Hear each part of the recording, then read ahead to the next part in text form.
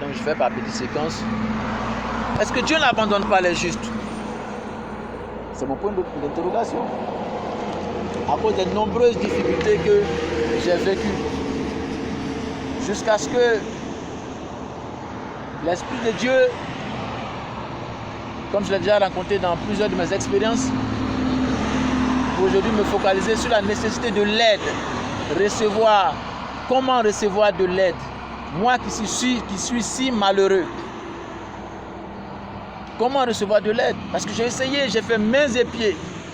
Tout ce qui était nécessaire. J'ai parcouru la Côte d'Ivoire de fond en comble pour essayer de m'occuper. Ce qui donne le loisir à certaines personnes de raconter n'importe quoi. Et j'ai remarqué que des gens provoquent des situations de crise dans ma vie, des crises, de désordre. J'arrive quelque part, comme c'est pas chez moi, c'est pas moi qui paye le loyer, même si c'est une situation d'après qu'ils appellent de famille, mais qui crée tout le temps des conflits, des palabres, sachant que ma condition ne me permet pas de réagir d'une certaine façon, donc m'obligeant à quitter là. Et quitte ici, c'est pas chez toi, quitte ici, tu n'as rien à faire ici, bon n'importe quoi, bon moi je ne suis pas là pour discuter de ça, papa n'est pas là. Donc j'essaie de me trouver des endroits, ça et là, je ne travaille pas, donc vivre, avoir des moyens, j'ai besoin d'aide, c'est difficile, il n'y en a pas. Et je me demande, je n'ai jamais vu le juste être abandonné. Je fais ce que je peux. Puisque la parole, la promesse est que je ne serai pas abandonné. Donc je continue de marcher. Peut-être que je trouverai de l'aide quelque part si je n'en ai pas ici. Peut-être de l'autre côté, j'aurai de l'aide. Donc je vais ici et là. Et donc ceux qui provoquent ces situations d'instabilité, ce sont eux qui envoient des messages sur les réseaux sociaux pour dire on ne le voit pas. Mais à la maison où je dormais, c'était une maison des gens. Mais ils ont envoyé des gens m'agresser à 2 reprises. Au nom des gens qui ont été éduqués aux frais de l'État, qui ont prêté serment, assermentés par l'État, mais qui viennent sous l'injonction de certaines personnes agresser des gens. Et l'individu qui peut manipuler l'activité de l'État sans, comment on appelle, sans présenter des documents qui attestent qu'il en a le droit. Soit de la part de la police, de la justice, qui stipule que j'ai été entendu sur la question et que suite à cela, voici la sanction de cet entretien que nous avons eu avec le juge, monsieur Le Temps, qui nous donnerait le droit de mener certaines actions de ce genre. Et donc les mêmes maintenant vont faire balader les choses comme si ça m'aiderait. Pour la notion d'avoir besoin d'aide. Est-ce que c'est comme ça qu'on aide quelqu'un? En le chassant. Parce qu'il n'a pas de travail ou d'argent, ou alors en l'exposant au soleil, à la souffrance, qu'alors il racontant des choses comme si je devais fuir quelque chose. Et on le recherche. On recherche pourquoi? Même si je viens, qu'est-ce que ça changera? Je suis venu à Abidjan, j'ai fait quelques jours. À Abidjan, je dois mettre dans les rues, comme je dois présentement, là, dans les rues. Tous ceux qui veulent être informés le savent. Tous mes amis qui me demandent à dormir, j'ai dormi au Carrefour sous la patame là-bas. Personne n'a jamais réagi. Mais quand il est question de balancer des images qui ne m'aident pas sur les réseaux sociaux, je l'ai vu. Mais ce monsieur est sur la photo, ce n'est même pas mon visage, je n'ai aucune photo de ce genre. Et certainement ils font des trucs, ça a l'air d'un on a fait de terrorisme. Parce que ce n'est même pas ma photo. Je n'ai pas de photo de ce genre. Ou alors quelqu'un s'est caché quelque part. Non, ce n'est même pas. J'ai jamais pris de photo comme ça. Ou arrêté de visu quand même. Là, j'ai pas de photo de ce genre dans mes albums. Dans une telle tenue. À la limite, si on veut faire une photo de ce genre, j'ai des photos aussi bien habillées, en costume. J'ai des photos avant cette déchéance que je vis de 2011, qui fait aujourd'hui 12 ans, qui prennent quelqu'un d'un meilleur aspect. Qui se prennent en charge, qui aident tous ceux aujourd'hui qui se prennent comme je ne sais pas. Donc quand Dieu m'appelle et qu'il me demande d'être à son service pour aider d'autres personnes, parce que ayant appris la souffrance, la difficulté, la nécessité d'être secouru dans l'aide, alors je me suis toujours souvenu de cette parole qui dit: je n'ai jamais vu le juste être abandonné. Donc pour moi, abandonner quelqu'un dans ses droits, est-ce que c'est justice? Est-ce que c'est justice? Donc comment faire pour réaliser les desseins de Dieu. Et pour cela, je me suis mis dans ma marche avec le Seigneur. Quand j'ai retrouvé mon père, qui a commencé à m'apporter l'aide nécessaire. Les premières aides que j'ai commencé à recevoir après une période de grande difficulté, de disette et de misère, c'est quand j'ai rencontré mon père qui est venu me chercher. Parce que je ne savais même pas qui il est, où il était. Il s'est déplacé, il allait me chercher dans un taudis. Il m'a dit, viens à la maison. Et là, il a commencé à m'aider. J'ai commencé à recevoir de façon efficiente et réelle ce dont j'avais besoin comme aide. Et j'ai appris ces différentes situations de la vie d'une personne qui peuvent changer, mais de façon vraiment radicale. Et suite à cela, quand Dieu m'appelle et qu'il commence à me révéler ce que je dois faire pour être en retour aussi une aide, parce qu'il m'a aidé à un moment donné de ma vie. J'ai les dents tout rougies par les colas, je mange beaucoup de colas maintenant là. Et je me... voilà donc... En 2000,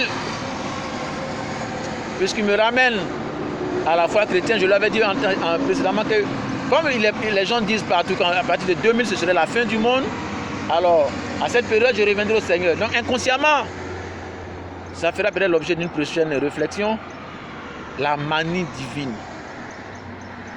Dieu manie les circonstances de ceux qui me dirigent. Mon père est un grand manipulateur, mais Dieu le manie à me faire entrer dans cette dessin sans que papa ne comprenne. Et un jour, papa me dit, je comprends maintenant pourquoi tout ce que je fais pour toi, Serge,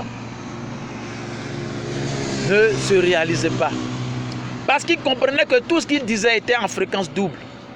Et que quelqu'un derrière l'inspirait quand il lui pensait faire à son profit, mais quelqu'un faisait tourner ça à l'avantage de ses dessins.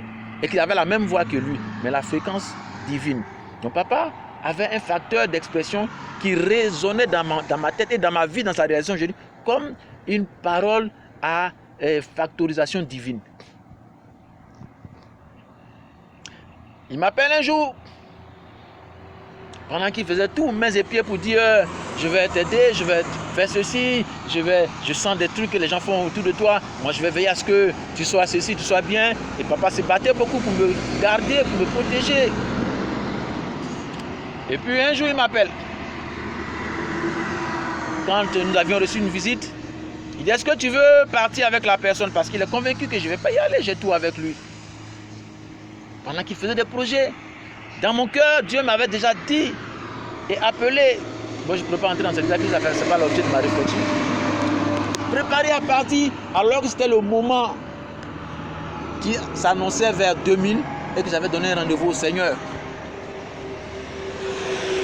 Et quand j'ai réussi à me séparer de mon père, je reviendrai sur les leçons que j'en ai tirées, sur la manie divine dans les manières de mon père, sans qu'il s'en rende compte. Et papa était toujours frustré. Moi, je ne comprenais pas. J'étais guidé par une force, mais qui souvent contrariait mon père. Mais volontairement, j'aime mon père de tout mon cœur, mais j'ai fait quelque chose d'autre, qui est plus fort dans mon cœur. Papa a tout, là où je vais, j'ai rien du tout. Et cette force me dirige, j'arrive. Et une succession de visions vont m'être accordées depuis 2000 à 2002. Comme j'ai déjà parlé de ça, pour parler de l'aide divine. À un moment donné de ces visions, en 2001, une voix parle du ciel audiblement comme dans un haut-parleur et qui dit en 2002, il y aura une guerre dans ton pays. La voix parle, je suis arrêté, le ciel sous fréquence haut-parleur. Quelqu'un parle, je ne le vois pas, mais je l'entends. Parle audiblement. Et il me montre tous les événements consécutifs à la guerre. La ville où j'étais, c'était André-Boaki qui est assiégée. Toutes les maisons, je vois des chats partout. On n'avait jamais vécu ça, donc je ne sais pas comment ça se passe, mais je vois des choses comme ça. Je l'explique à des amis pasteurs qui étaient pasteurs quand moi j'étais chrétien. Et puis plein de choses comme ça. Sur des choses qui sont produites sur une certaine période dans mon pays. Donc, et bien les choses que j'ai déjà expliquées ailleurs. Et quand il finit toutes ces visions, pour la question d'aide, dont j'ai eu besoin dans ma marche, dans mon parcours, j'arrive en fin parcours de séjour à Boaké, j'arrive à Abidjan. J'arrive à Abidjan la veille ou le jour J où la guerre éclate en 2002. Quand j'arrive la nuit, la guerre a lieu. Sauf que quand j'arrive à Abidjan, pour donner suite donc à cette série de visions sur les prophéties qui sont réalisées, celles qui ne sont pas réalisées, mais ici avec une connotation sur avoir besoin d'aide, le secours de Dieu dans les difficultés. Comment l'obtenir? Parce que je suis en prière pour ça. Pour que Dieu m'aide et être le plus utile possible si réellement je peux encore. Parce qu'il semble que les messages là soient pour m'aider. Et on recherche quelqu'un, c'est pourquoi, je ne sais pas. Peut-être que ça me rend service, mais comment faire pour obtenir de l'aide? Quand j'arrive ce jour-là de Boaké, je trouve papa au salon avec les frères et papa m'indique la chambre où je dois me reposer. Il est midi à peine et j'entre dans la chambre tout fatigué, épuisé et je me tends pour me reposer. J'ai une vision, une extase, je me trouve à l'extrémité du globe. Et là, je vois quelqu'un qui apparaît, il est grand, il vient, il monte la terre, il grand, il devient de plus en plus grand, il devient très grand. Mais il a la couleur du ciel. Et qu'une voix me dit, c'est Abraham. Je suis un peu effrayé, mais je le regarde, je suis dans une situation sur le globe. Et je le vois venir, il grandit, il devient grand, et il se met à me projeter des visions. Des visions sur l'extrémité du globe, qui englobe un certain nombre de choses. Je vois une obscurité totale, tout est noir. Tout est noir. Je vais arrêter là pour